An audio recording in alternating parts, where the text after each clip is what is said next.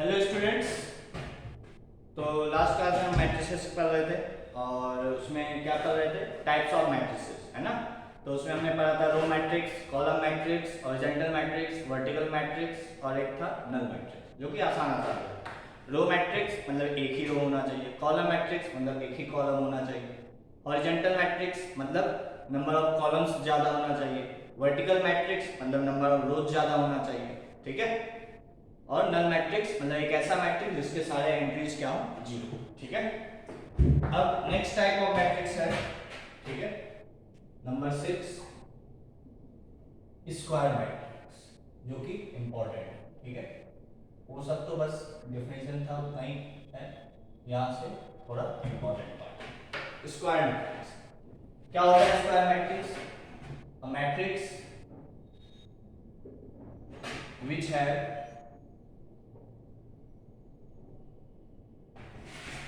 a matrix which have equal number of rows and columns। एक ऐसा matrix जिसमें number of rose and number of columns equal है, which has equal number of rows and columns, then it is called as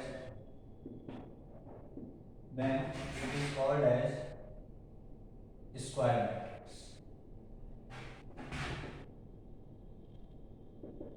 ठीक है। मतलब that is एक ऐसा matrix जिसमें नंबर ऑफ रोज इक्वल है नंबर ऑफ कॉलम्स, ठीक है। एक ऐसा मैट्रिक्स जिसमें number of rose and number of columns equal हो, वैसे मैट्रिक्स को हम क्या बोलते हैं? स्क्वायर मैट्रिक्स, ठीक है। सिंपल सा मतलब स्क्वायर के फॉर्म पर लिखा, ठीक है। स्क्वायर मैट्रिक्स का जो ऑर्डर होगा, ठीक है, ऑर्डर ऑफ स्क्वायर मैट्रिक्स जो होगा वो बेसिकली, मान लो यदि m क्रॉस n लिखते हो तो स्क्वायर मैट्रिक्स होने का मतलब क्या होगा कि m और n की वैल्यू इक्वल है, मतलब बेसिकली या तो m क्रॉस n लिख सकते हो या n क्रॉस n लिख सकते हो, ठीक है। m क्रॉस n का मतलब स्क्वायर मैट्रिक्स है तो m बराबर n होना चाहिए, नंबर ऑफ रोज और नंबर ऑफ कॉलम्स इक्वल होने चाहिए।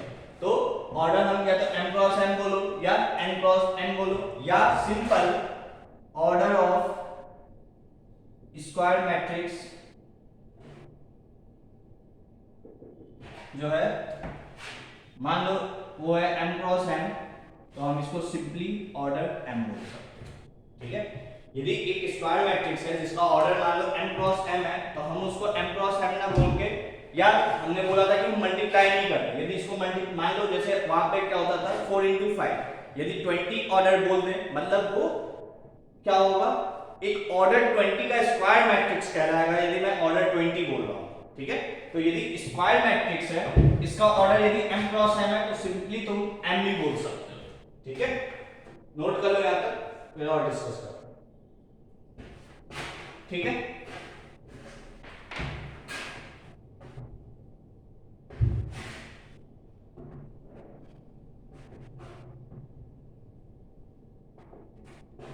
मतलब फॉर एग्जांपल मान लो ए एक मैट्रिक्स है, जैसे a11 a12 a13 a21 a22 a23, ये लिखना आना चाहिए नंबरिंग, ठीक है ना, a32 a33, ठीक है। ये इसका ऑर्डर क्या है? 3 क्रॉस 3, है ना। ऑर्डर क्या है? 3 क्रॉस 3। तुम्हें याद होगा मैंने कहा था कि जब भी ऑर्डर बताते हैं तो इन दोनों को मल्टीप्लाई करके आंसर नहीं देना, वो क्या होगा, मल्टीप्लाई करके आंसर दोगे तो वो नंबर ऑफ एंट्रीज होगी, टोटल नंबर ऑफ एंट्रीज 9 है, तो देखो यहाँ पे 9 एंट्रीज है, ठीक है। पर यदि ऑर्डर का सिंपल बात किया जाए तो इस मैट्रिक्स का जो ऑर्डर होगा वो 3 क्रॉस 3 भी बोल सकते हो या सिर्फ 3 बोल सकते हो, ठीक है। इस मैट्रिक्स का ऑर्डर मैं कह सकता हूं एक स्क्वायर मैट्रिक्स है जिसका ऑर्डर क्या है? 3, सिंपल 3, ना कि 9 का मतलब 9 रो एंड 9 कॉलम, ठीक है ना। ये स्क्वायर मैट्रिक्स क्यों है? क्योंकि इसमें number of rose and number of columns equal है, ठीक है, इसलिए ये मैट्रिक्स कैसा है? स्क्वायर मैट्रिक्स, ठीक है। आई होप क्लियर होगा, यहां तक नोट कर लो।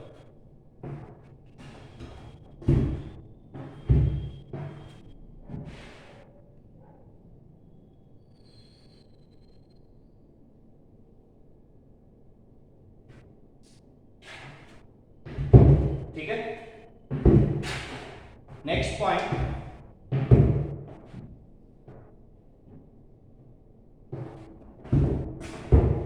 तो अब जो हम डिटरमिनेंट का बात करेंगे नेक्स्ट चैप्टर में, ठीक है, तो हम सारे मैट्रिक्स के लिए डिटरमिनेंट डिफाइन नहीं करते, ठीक है, बस एक पॉइंट बोल रहा हूं, सारे मैट्रिक्स के लिए हम डिटरमिनेंट डिफाइन नहीं करते, हम हमेशा एक स्क्वायर मैट्रिक्स के कॉरेस्पॉन्डिंग एक डिटरमिनेंट डिफाइन कर सकते हैं, ठीक है।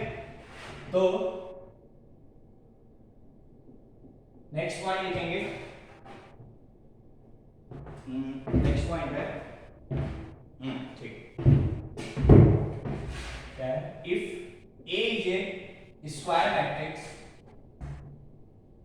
if A is a square matrix, then corresponding to A, we can define a determinant. We can define a determinant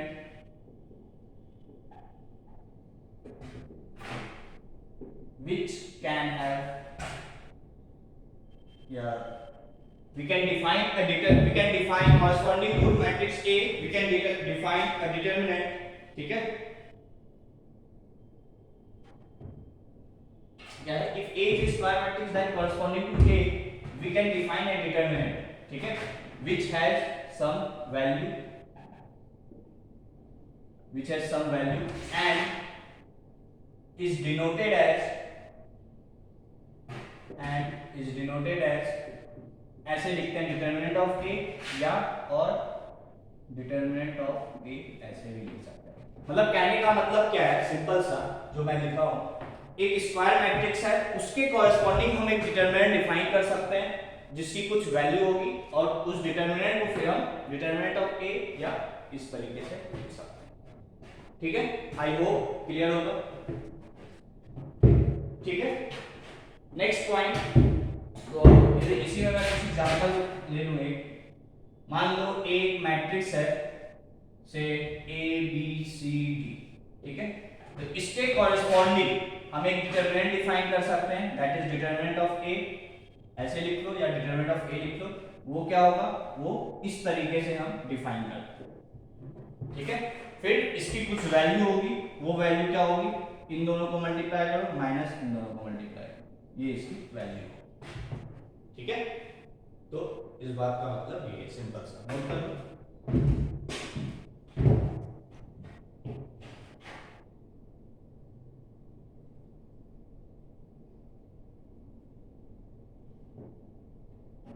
ठीक है यहां तक। नेक्स्ट पॉइंट,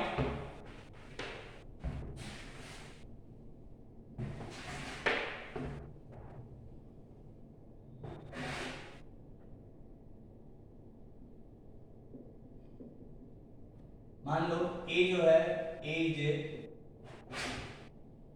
नल स्क्वायर मैट्रिक्स, नल स्क्वायर मैट्रिक्स का मतलब क्या हुआ कि एक ऐसा मैट्रिक्स है जो कि नल है, मतलब उसके सारे एंट्रीज जीरो, और वो कैसा मैट्रिक्स है, square matrix, then its determinant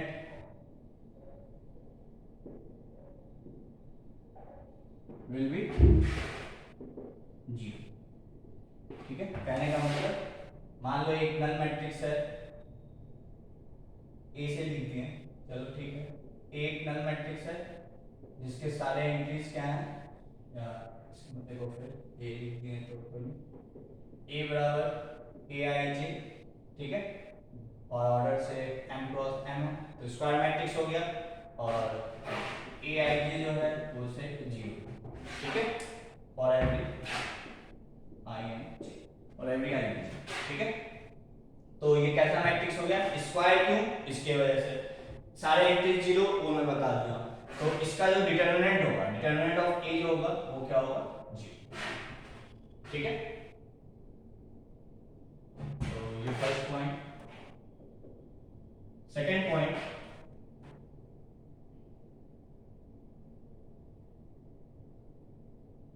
लिख लो इसको,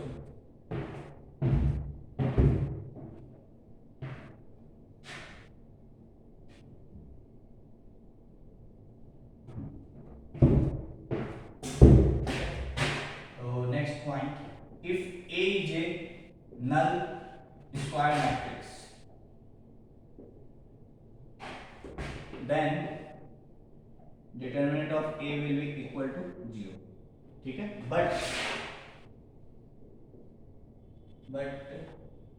if determinant of A is equals to 0 does not imply, मतलब A नल स्क्वायर मैट्रिक्स है तो 100% उसका डिटरमिनेंट 0 होगा।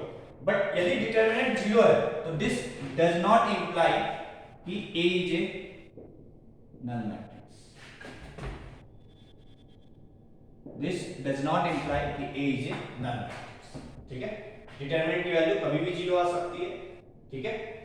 जैसे फॉर एग्जांपल मान लो A B 0 0, ठीक है। इसका यदि डिटरमिनेंट निकालोगे, मान लो ये A, इसका डिटरमिनेंट निकालोगे तो वो 0 आएगा। तो क्या ये नल मैट्रिक्स है? नहीं होगी, ठीक है। ठीक है, ये तो कुछ एक्स्ट्रा बातें थे।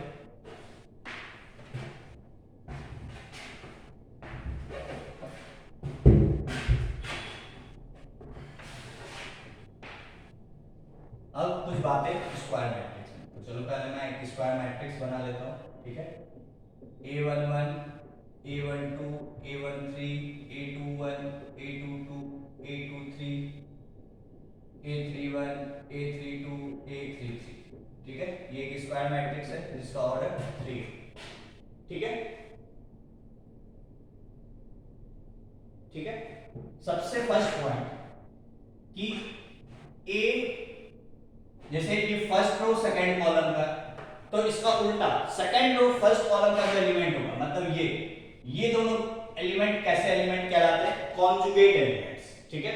मतलब A I J और A J I, ठीक है। मतलब जिसका ये दोनों उल्टा कर दिया है, मतलब मान लो I की वैल्यू 1 है, J की वैल्यू 2 है, तो J की वैल्यू यहाँ पे यहाँ पे I की वैल्यू 2 कर दो और J की वैल्यू 1 कर दो। कहने का मतलब A12 बराबर A21, मतलब ये एलिमेंट को बराबर नहीं कर रहा है, मतलब ये दोनों दिस एंड दिस इक्वल मत लिखो।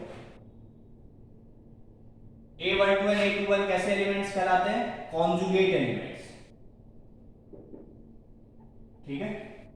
या A31 A13 ये कैसे एलिमेंट है? Conjugate element. A32 A23 ये कैसे एलिमेंट है? कॉन्जुगेट एलिमेंट्स, ठीक है। तो फर्स्ट पॉइंट डाल के लिखो। फर्स्ट पॉइंट लिखेंगे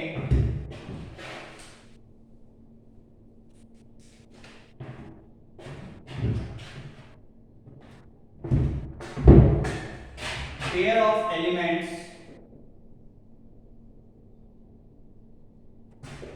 in square matrix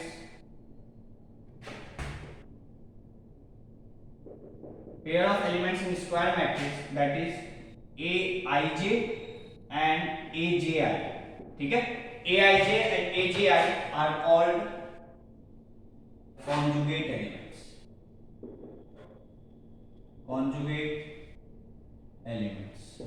ठीक है। pair of elements in square matrix that is Aij and Aji are called as conjugate elements,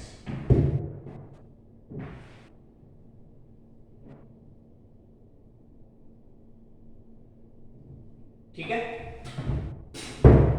next point,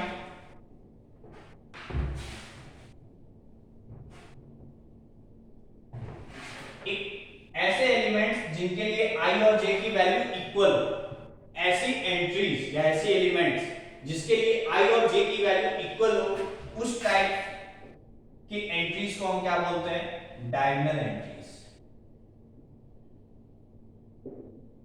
कहने का मतलब कि इसको मिटा दो, A11 A21 A31 A32 A22 A12 A13 A23 A33, ठीक है। जिसके लिए I और J की वैल्यू इक्वल, मतलब ये तीनों एंट्रीज किस टाइप की एंट्रीज है? डायगोनल एंट्रीज, ठीक है। तो नेक्स्ट पॉइंट डाल के लिखो the elements Aij where I equals to J, ठीक है। the elements Aij where I equals to J, that is A11 A22 A33, so on. A11, A22, A33 are called as, मतलब I और J की value जिनके लिए equal हो जाए उनको हम क्या बोलते हैं, are called as diagonal entries. ठीक है. And the line along which diagonal elements lie is called as principal diagonal. ठीक है. और मेन डायगोनल. ठीक है. और लीडिंग डायगोनल.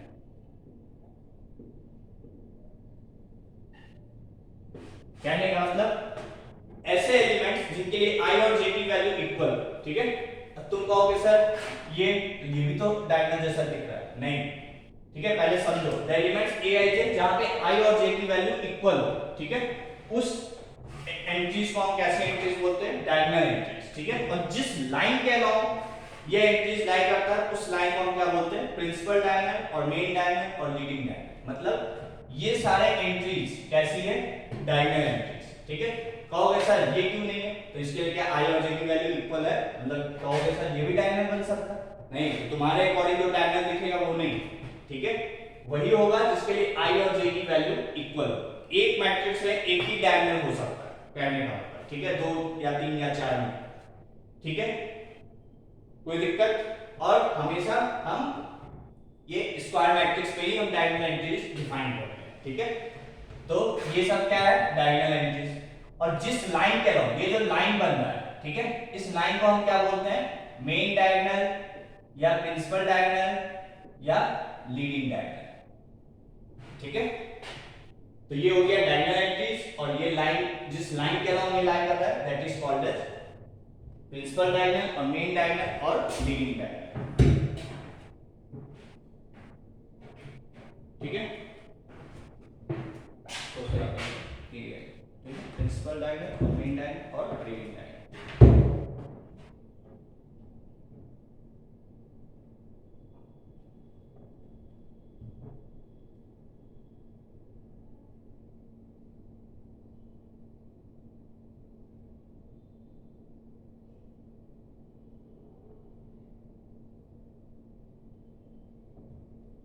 ठीक है.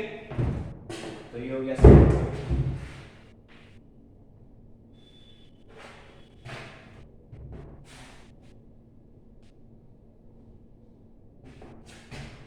Third point, sum of all entries along a diagonal, along the main diagonal, sum of all entries along a main diagonal, मतलब main diagonal के along जो भी एंट्री आ रही है उसका sum of all entries along a main diagonal is called as trace of matrix. A, मान लो matrix A है तो, and is denoted as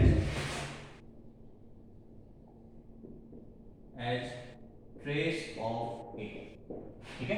मतलब जो डायगोनल एंट्रीज या मेन डायगोनल पे जो भी एलिमेंट्स आ रहे हैं उनका सारे एलिमेंट्स का सम, मतलब A11 plus A22 plus A33, उसको हम क्या कहते हैं, trace of that matrix, and is denoted as trace of A. ठीक है. नोट कर लो.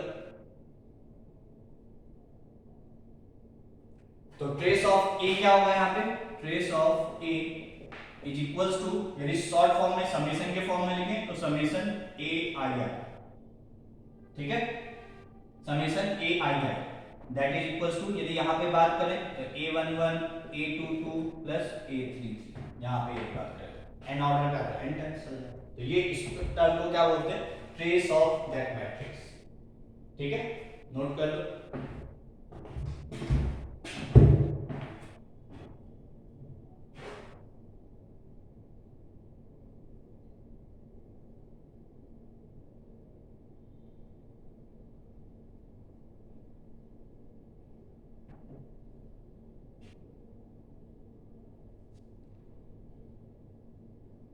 ठीक है यहाँ तक।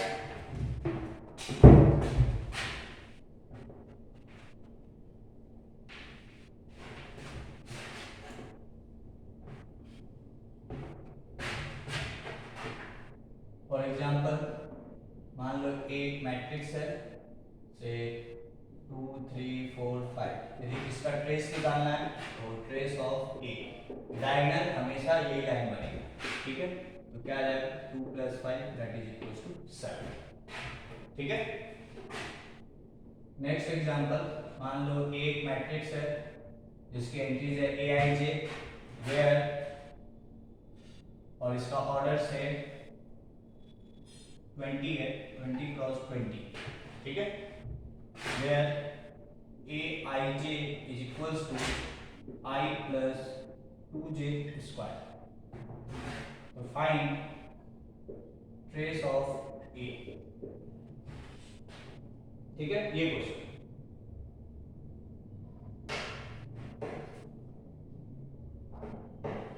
तो ट्रेस क्या होता है, ट्रेस ऑफ ए क्या होता है, summation a I j where i is equals to j, ये तो होता है समेशन ऑफ ऑल एंट्रीज वहां जहां पे आई और जे की वैल्यू इक्वल है, ठीक है। मतलब और कहां तक मुझे जाना है, आई का वेरिएशन 1 से है ना, और 1 से लेके कहां तक, जितना ऑर्डर 20 रो होंगे मतलब 1 से लेके 20 तक, मतलब क्या आएगा बेसिकली a11 प्लस a22 ऐसे so on up to a20 तक, है ना। a11 a22 a33 44 55 66 77 ऐसे 11 12 अप टू 20 तक, ठीक है। अब aij है क्या, तो i इक्वल्स टू j होना है, तो यहां पे j की जगह i रख दो, तो a11 क्या हो जाएगा, तो a11 अब तुम्हें क्या निकालना है बेसिकली समेशन, ठीक है। i इक्वल्स टू j रख दो इसमें, तो i प्लस 2i स्क्वायर हो जाएगा, और i का वेरिएशन कहां से कहां तक 1 से लेके 20 तक, यही तो निकालना है तुमको, है ना। इसका मतलब क्या है, ये तो समेशन के फॉर्म में जो लिखे i का वेरिएशन, i जो है 1 से लेके 20 तक, ठीक है क्या। तो इसका सब निकालना बस हो गया सॉल्व, और क्या। तो इसका तो फॉर्मूला जानते हो, तो ट्रेस ऑफ ए क्या हो जाएगा, पहले समेशन को सेपरेट कर लो, तो i from 1 to 20 i plus 2 बाहर निकाल सकते हैं, summation i from 1 to 20 i square. Summation i 1 to 20 क्या होता है n n plus 1 by 2, तो n मैं फॉर्मूला लिख दे रहा हूं पहले, n n plus 1 by 2, और ये हो जाएगा n n plus 1 2n plus 1 by 6, और 2 ये पहले वाला, ठीक है। तो कहां से कहां तक वैल्यू रखना है, n की वैल्यू क्या है 20 तक, रख दो यहां पे 20 into 21 by 2 plus 2 into 20 into 21 into 41 by 6, ये हो गया 2 से 10, ये आ गया 210 प्लस 3 2 जा 3 7 जा, 2 से 2 कैंसिल हो गया, ठीक है। तो 14 into 41 कितना होता है, इसको नीचे लिख लो तो डायरेक्ट करेंगे, 14 1 जा 14 14 4 जा 56 57 और ये 0, ये हो गया 5740, ठीक है। तो ये क्या हो जाएगा 57 58 59 ये आ गया आंसर, ठीक है। तो मैट्रिक्स निकालने की जरूरत नहीं पड़ी, हम डायरेक्ट ट्रेस फॉर्मूले के हेल्प से सॉल्व कर, ऑर्डर 20 का बनाएंगे तो कितना बड़ा मैट्रिक्स बनेगा, ठीक है ना। फिर एक एक एंट्रीज निकालोगे, लिखोगे, ऐड करोगे, बहुत टाइम, तो इस तरीके से हम इसको सॉल्व कर सकते हैं, ठीक है। नोट कर लो।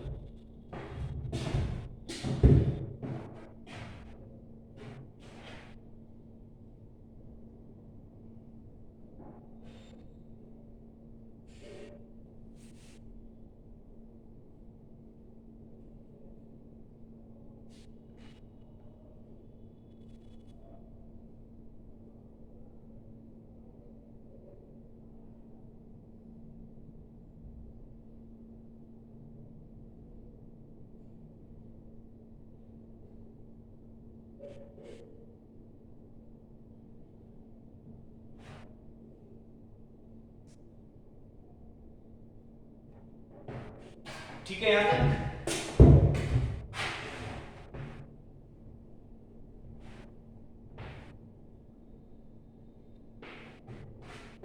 अब हम पढ़ेंगे basically types of square matrix.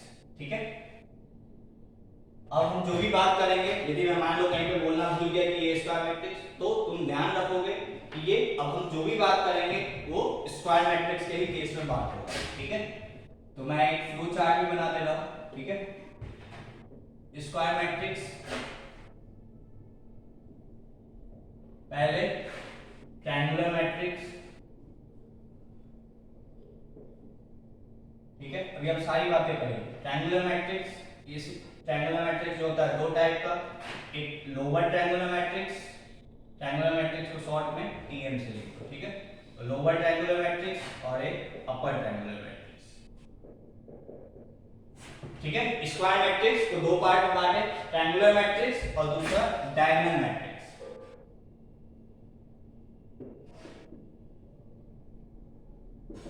ठीक है, अब डायगोनल मैट्रिक्स जो होगा, फिर उसके बाद हम उसी में एक स्पेशल केस डिफाइन करेंगे, स्केलर मैट्रिक्स।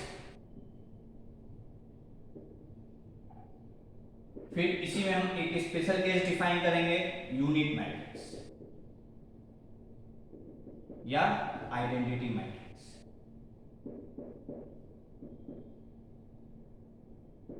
ठीक है, तो lower triangular, upper triangular, diagonal, scalar, unit matrix. अब इन सब मैट्रिक्स के बारे में बात करेंगे। ये सब मैट्रिक्स मैं रिपीट कर रहा हूं, स्क्वायर मैट्रिक्स के ही, मतलब ये सब मैट्रिक्स स्क्वायर मैट्रिक्स के ही केस में हम डिफाइन कर सकते हैं। ठीक है ना, क्लियर? तो अब हम लिखेंगे सबसे पहले लोअर ट्रायंगुलर मैट्रिक्स। ठीक है,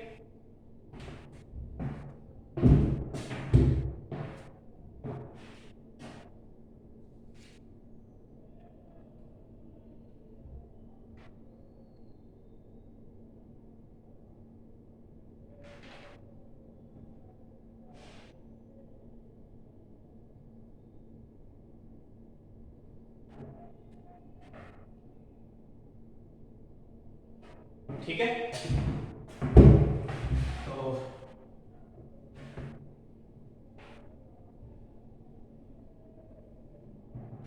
सबसे पहले तो क्या है, लोअर ट्रायंगुलर मैट्रिक्स। चाहो तो तुम सीरियली नंबर दे सकते हो, जैसे 1 2 3 4 5 जो हम दिए थे, 4 5 मैट्रिक्स कल पढ़े थे स्क्वायर मैट्रिक्स में, इसमें चाहो तो 7 भी दे सकते हो या अलग से भी दे सकते हो। ठीक है, तो लोअर ट्रायंगुलर मैट्रिक्स क्या होता है? तो सबसे पहले if all entries below main diagonal, if all entries below main diagonal are 0, then it is said to be lower triangular matrix.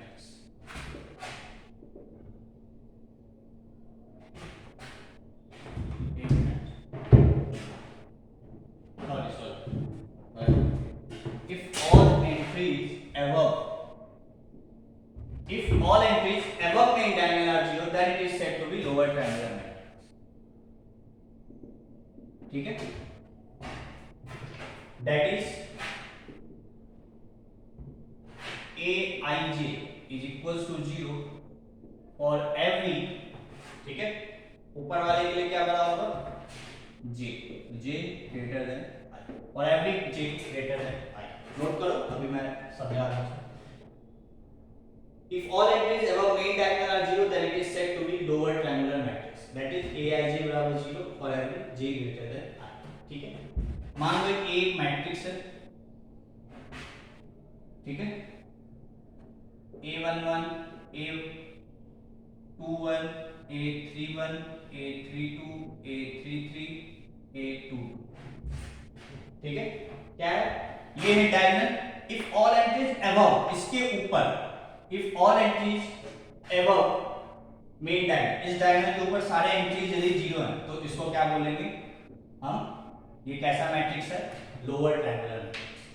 इन सारे एलिमेंट के बारे में हम कोई कमेंट नहीं किए, ये कुछ भी हो, बट यदि इस डायगोनल के ऊपर यदि सारे एंट्रीज जीरो है तो इसको हम क्या बोलते हैं, लोअर ट्रायंगुलर मैट्रिक्स, ठीक है।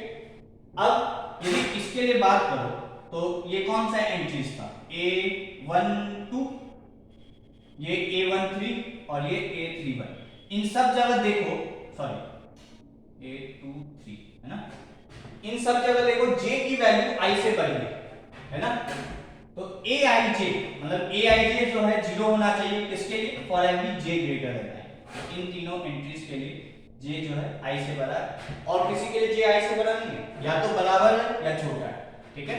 तो यदि J ग्रेटर देन I है तो वो एंट्रीज यदि जीरो है, ऐसे मैट्रिक्स को हम क्या बोलते हैं, लोअर ट्रायंगुलर मैट्रिक्स, ठीक है।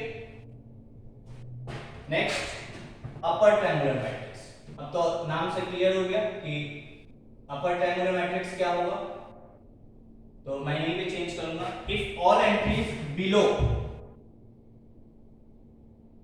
Main diagonal are zero then it is said to be upper triangular matrix, ठीक है। Aij equals to 0 for every I greater than J, ठीक है। तो इस बार ये पार्ट चेंज हो जाएगा,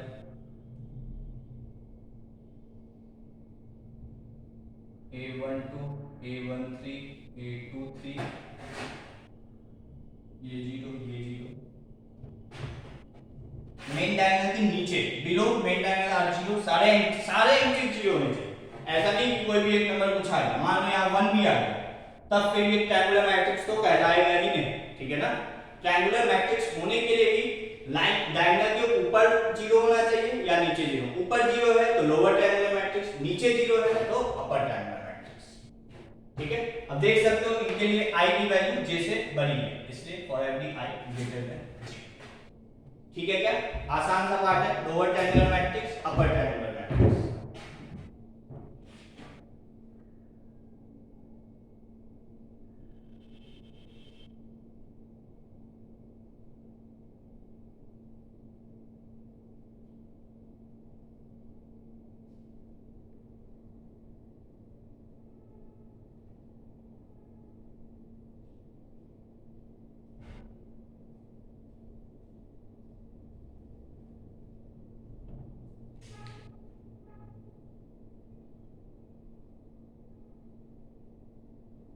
ठीक है यहां तक।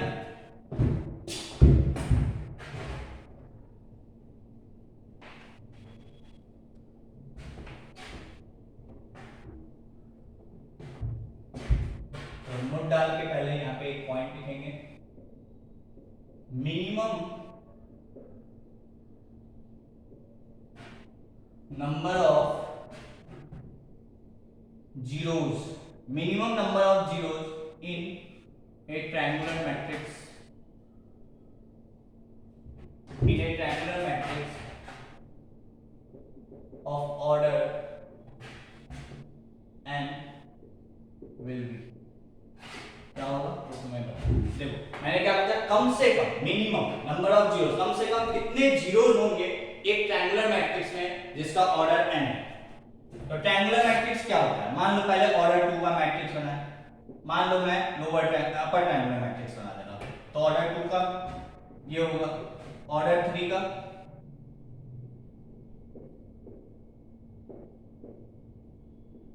ये होगा, ऑर्डर 4 का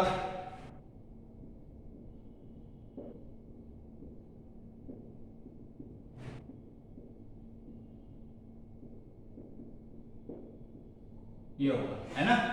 मेरे से पूछा गया मिनिमम नंबर ऑफ जीरोस क्या होगा एक triangular matrix of order n, यदि ऑर्डर 2 का है तो 1 जीरो है ना, ऑर्डर 3 का है तो 3 जीरो, ठीक है। ऑर्डर 1 का तो होगा ही नहीं कुछ, है ना, ऑर्डर 2 का मैट्रिक्स है तो 1 0, ऑर्डर 3 का मैट्रिक्स है तो 3 0, ऑर्डर 4 का मैट्रिक्स है तो 6 0। कोई सीरीज तो बैठ नहीं रहा है क्या? बट हम ये देख सकते हैं कि ऑर्डर 2 का मैट्रिक्स है तो 1 0 है ना, ठीक। ऑर्डर 3 का मैट्रिक्स है तो कितने जीरो है? 3, बट कैसे? 1 प्लस 2, ठीक है क्या? ऑर्डर 4 का मैट्रिक्स है तो 1 प्लस 2 प्लस 3। ऐसे ही ऑर्डर 5 का मैट्रिक्स बनाओगे तो क्या आएगा? इसमें तो कुछ भी नहीं, 1 प्लस 2 प्लस 3 प्लस 4। मतलब यदि ऑर्डर 5 का मैट्रिक्स है तो क्या किए हम? 1 प्लस 2 प्लस 3 प्लस 4 तक है। यदि 6 का होता तो 5 ऐड कर देते। मतलब जितने ऑर्डर का मैट्रिक्स है उससे एक कम था, ठीक है? ऑर्डर 3 का है तो 1 प्लस 2, ऑर्डर 4 का है तो 1 प्लस 2 प्लस 3, ऑर्डर 5 का है तो 1 plus 2 plus 3 plus 4, order n का है तो 1 plus 2 plus 3 plus 5 plus up to n minus 1। इतने नंबर ऑफ जीरोस होंगे मिनिमम। क्यों मिनिमम? मैक्सिमम के लिए तो फिर ये सब भी जीरो कर दो, ठीक है? तो फिर तो मैक्सिमम में जितने ऑर्डर के हैं उतना का स्क्वायर कर दो तो उतने नंबर ऑफ जीरोस हो जाएंगे मैक्सिमम। यदि मान लो n ऑर्डर का तो मैक्सिमम नंबर ऑफ जीरोस कितने होंगे? n square. सारे एंट्रीज को जीरो कर दो। मिनिमम इतने जीरो होने चाहिए, ये सब जीरो नहीं है तब। तो ये हो गया, इसको सॉल्व कर। तो इसका तो फॉर्मूला जानते ही, n प्लस 1/2। तो n का काम क्या कर रहा है यहाँ पे? n minus 1। n प्लस 1 करोगे तो n आ जाएगा बाई 2, तो ये हो जाएगा n square minus n by.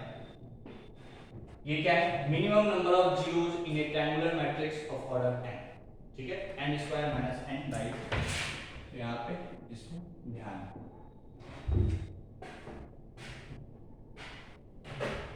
ठीक है? एक पॉइंट। सेकंड पॉइंट, इसको मिटा दे। Maximum number of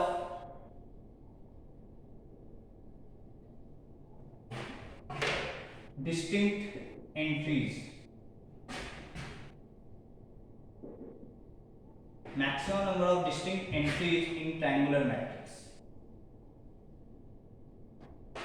maximum number of distinct entries in a triangular matrix of order n will be।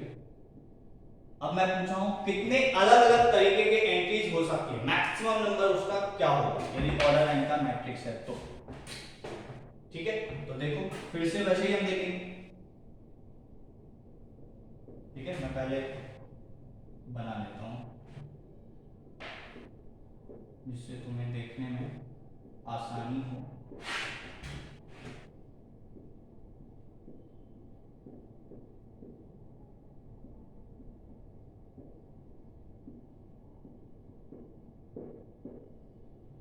ठीक है?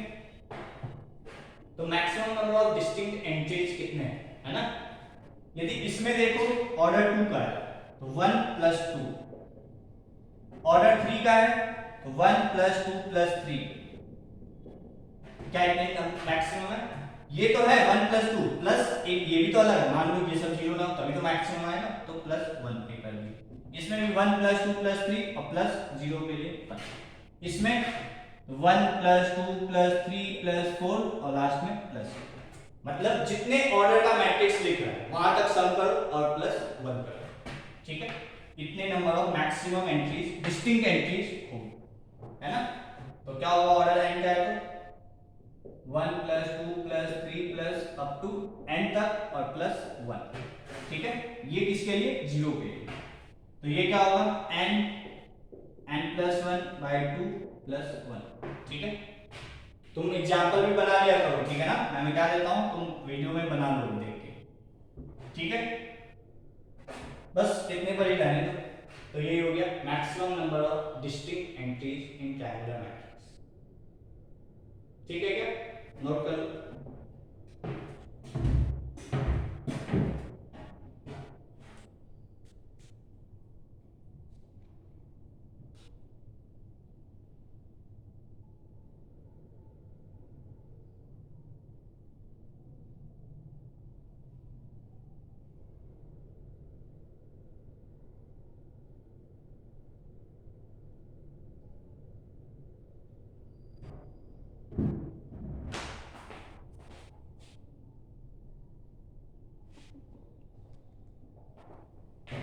ठीक है यार।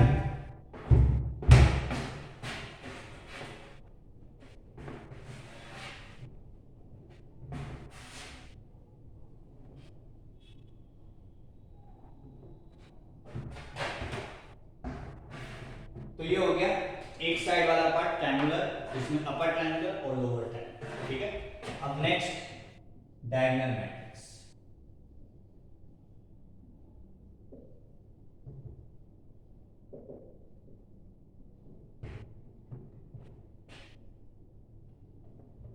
डायगोनल मैट्रिक्स क्या होता है? If all non diagonal entries, diagonal entries को छोड़ के, if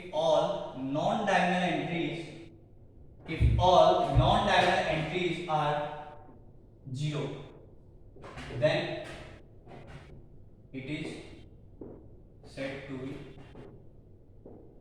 a diagonal matrix.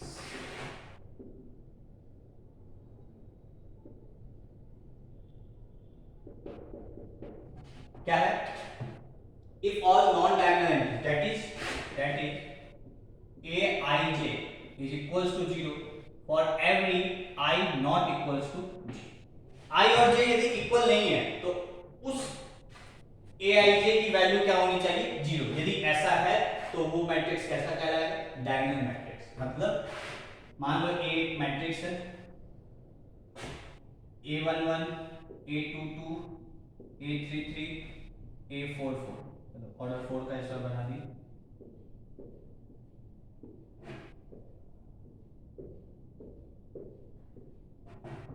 ठीक है, इफ ऑल नॉन डायगोनल, मतलब ऊपर भी इस डायगोनल के इधर और इस डायगोनल के उधर यदि एक ही तरफ 0 होता है तो उसको ट्रायंगुलर मैट्रिक्स बोलते हैं। यदि दोनों तरफ 0 है, बीच वाला कुछ भी हो, तो ऐसे मैट्रिक्स को हम क्या बोलते हैं? Diagonal matrix. aij equals to 0 for every I not equals to j। ठीक है,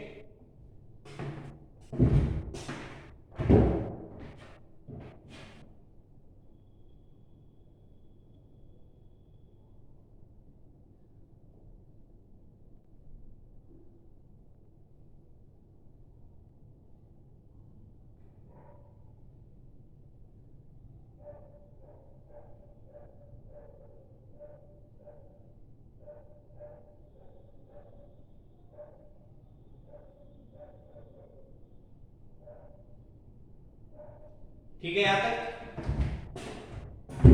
अब यदि मान लो मैं पूछता हूं, नोट डाल, minimum number of zeros in a diagonal matrix.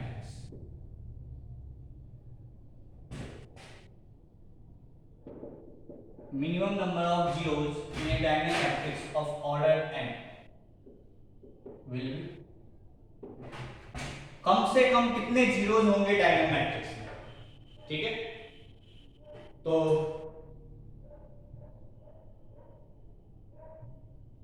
बता सकते हो क्या? तो सिंपल सा है। कैसे? देखो कई तरीके से इसको सॉल्व किया जा सकता है। अभी हम अपर ट्रायंगुलर मैट्रिक्स और लोअर ट्रायंगुलर मैट्रिक्स में निकालेंगे जीरो। अपर ट्रायंगुलर वाला निकालो, ठीक है, और उसको डबल कर दो, यही तो पार्ट है क्या? तो बेसिकली क्या हो जाएगा? क्या आता है? कितना मान लो ऑर्डर 4 का तो 1 + 2 + 3 मतलब n × n - 1 × n बाय 2, यही तो आता है। ये कब, ये किसमें होता है? ये मान लो या तो अपर ट्रायंगुलर मैट्रिक्स में या लोअर ट्रायंगुलर मैट्रिक्स, इसी का ट्वाइस करते तो मिनिमम नंबर ऑफ जीरोस हो जाएगा, इसी का तो डबल पार्ट है, आया ना? या 1 + 2 + 3 मतलब ऑर्डर 4 का है तो 1 + 2 + 3 तक, n का है तो 1 + 2 + 3 अप टू n - 1 तक, और इसका डबल, वही तो है ये बेसिकली क्या हो जाएगा? n² - n। ठीक है क्या?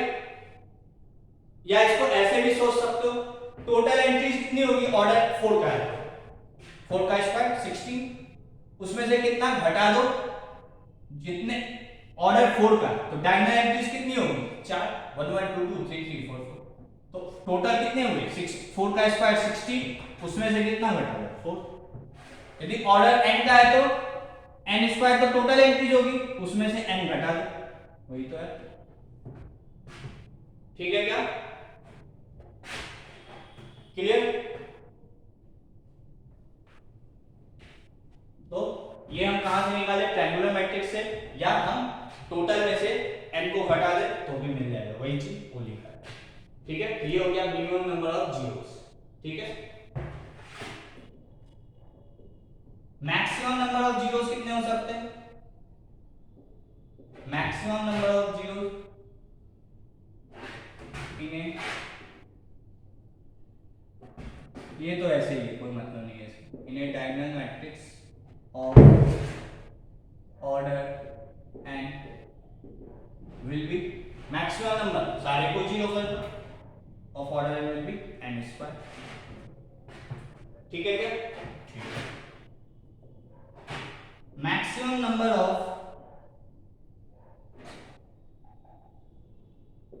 डिस्टिंक्ट एंट्रीज,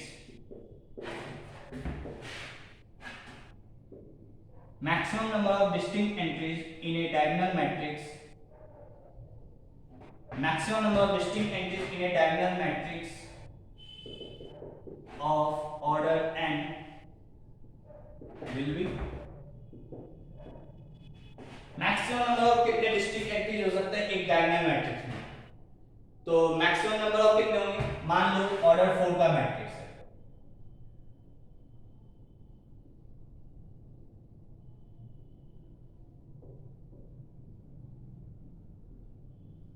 ऑर्डर 4 का यदि मैट्रिक्स है तो ये चारों डिस्टिंक्ट कर दो और एक ये जीरो, मतलब जितना ऑर्डर है उसमें एक ऐड कर दो, तो ऑर्डर n है तो n और प्लस 1 ये हो गया। ठीक है, इसको अंडरलाइन कर लो जिससे ध्यान रहे। ठीक है, समझ में आ गई क्या बात, तो ये हो गया डायगोनल मैट्रिक्स। ठीक है, अब हम लोग बात करेंगे scalar matrix and unit matrix.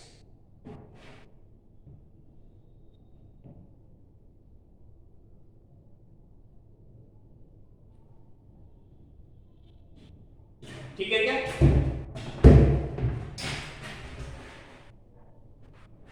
ये तो हो गया डायगोनल मैट्रिक्स।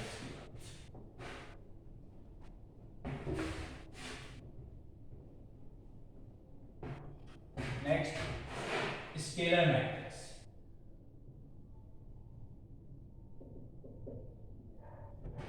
क्या होता है scalar matrix, if all entries are equal, if all diagonal entries are equal in a diagonal matrix, ये एक डायगोनल मैट्रिक्स है, डायगोनल मैट्रिक्स मतलब ऊपर नीचे जीरो डायगोनल वाले, यदि वो सारे डायगोनल एंट्रीज यदि इक्वल है in a diagonal matrix, then it is said to be a scalar matrix। ठीक है, कहने का मतलब दैट इज aij तो जीरो होना चाहिए for every i not equals to j, ये तो डायगोनल मैट्रिक्स का कंडीशन हो गया। ठीक है, और aij इससे equal to a for every i equals to j।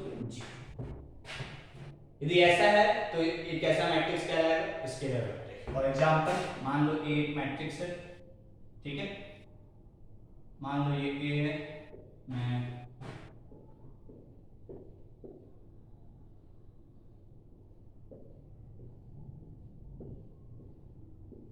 ठीक है, क्या है, चारों डायगोनल एंट्रीज इक्वल है, aij equal to a for every ij और aij equals to 0 for every i not equals to 0। ये तो डायगोनल मैट्रिक्स का कंडीशन, और ये डायगोनल मैट्रिक्स का एक टाइप है स्केलर मैट्रिक्स, इसलिए इसी को मानते हुए ये तो होना ही चाहिए एंड ये भी होना चाहिए। ये है तो ये मैट्रिक्स कैसा कहलाएगा, स्केलर मैट्रिक्स। मतलब कहने का मतलब सिंपल सा मतलब है कि डायगोनल एंट्रीज जो होना चाहिए वो कोई भी एक नंबर हो जो चारों के लिए सेम हो, मतलब ये 2 है, ये भी 2, ये भी 2, ये भी 2, ये भी 2। ये 3 है तो चारों 3, -1 है तो चारों -1, ठीक है। तो if all diagonal entries are equal in a diagonal matrix then it is said to be scalar matrix, ठीक है, नोट कर लो। नेक्स्ट यूनिट मैट्रिक्स और आइडेंटिटी मैट्रिक्स।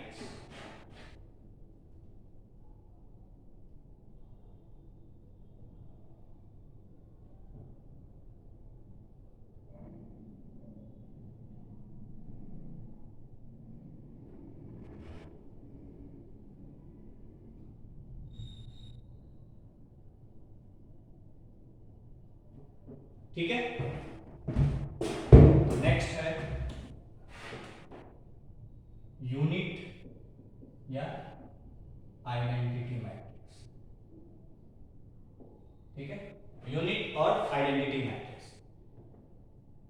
ठीक है। If all diagonal entries are 1 in a diagonal matrix then it is said to, मतलब equal तो होना ही चाहिए एंड वो एंट्रीज क्या होनी चाहिए 1, यदि ऐसा है then it is said to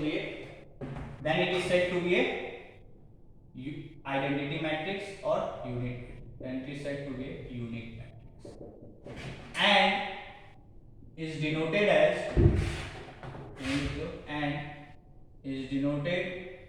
as capital I से हम यूनिट मैट्रिक्स आइडेंटिटी मैट्रिक्स को शो कर। तो क्या है इसमें, all diagonal entries are 1 in a diagonal matrix, ये तो होना ही चाहिए, और ये इस बार क्या होना चाहिए 1 for every i equals to j। यदि ऐसा है तो उस मैट्रिक्स को हम क्या कहेंगे आइडेंटिटी मैट्रिक्स, मतलब अब ये एंट्रीज भी फिक्स हो गई, ठीक है, और वो क्या होना चाहिए 1। यदि ऐसा है then this type of matrix is said to be identity matrix, ठीक है। इसको हम जनरली कैपिटल आई से लिखते हैं, ठीक है। कैपिटल आई मतलब आइडेंटिटी मैट्रिक्स तो है ये, होता क्या है कि चलो पहले इसको लिख लो, ठीक है, कैपिटल आई और ब्रैकेट में लिख लो आई एन, ठीक है, where n is the order of matrix, ये भी आएगा, ठीक है, हो गया आंसर।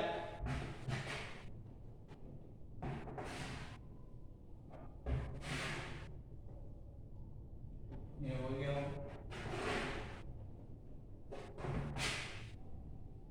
कहने का मतलब क्या है, मान लो एक आइडेंटिटी मैट्रिक्स है से जिसके डायगोनल एंट्रीज क्या होंगी 1 और बाकी सारे 0, तो इसको हम i भी लिख सकते हैं या इसी को हम i2 भी लिख सकते हैं। i2 का मतलब एक आइडेंटिटी मैट्रिक्स है जिसका ऑर्डर 2 है, ठीक है। यदि कहीं पे in लिखा है तो इसका मतलब क्या है identity matrix of order n, ठीक है, तो ये इसका मतलब।